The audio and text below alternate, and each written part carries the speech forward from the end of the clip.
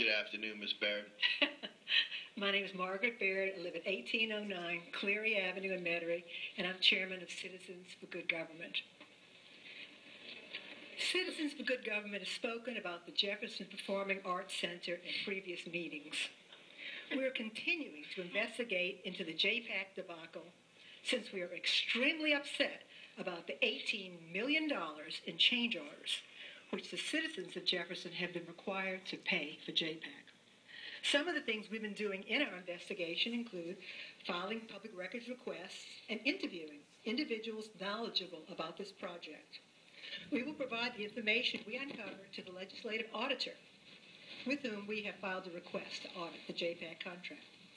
Now, we wondered how code enforcement could have approved the deficient JPAC plans, and what about inspections? We learned the project, although being built in Jefferson Parish, was considered by the parish to be the responsibility of the state, since the state was providing monies for JPAC. But the state paid for the initial cost of the building. Jefferson Parish has had to pay for the change orders, which have so far amounted to over $18 million. The parish also paid for the design of JPAC, for a construction management firm, and to provide the site with utilities, etc.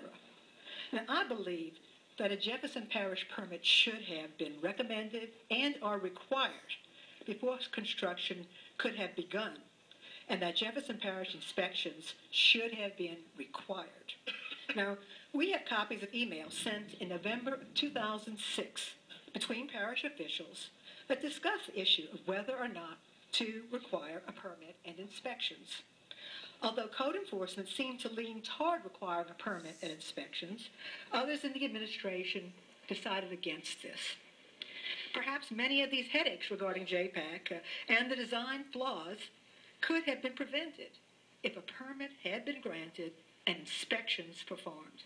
As I said, this was in November of 2006, and we have no information which would indicate that the administration changed its mind about requiring a permit and inspections, and we asked for all the documents and emails that were applicable. Now, I know the parish has filed a lawsuit against Wisnia architect firm, but I think there are other companies that also need to be looked into. The parish paid $356,000 to Carruthers Construction, which was supposed to oversee the building of the Performing Arts Center. Carruthers' involvement ended voluntarily in March 2005, 2 years before construction even began on JPAC. So I'd like to know what was done for this fee to oversee. Why? What happened? The parish paid $678,000 to have Perrin & Carter subcontractor Anthony Gendusa become architect of record for JPAC after the parish removed Wisnia architectural firm from the project. That made Gendusa legally responsible for it, according to the Capital Projects Director, Rita Youssef. Shouldn't we have expected him to identify and correct the many errors in the plans and specifications for JPAC?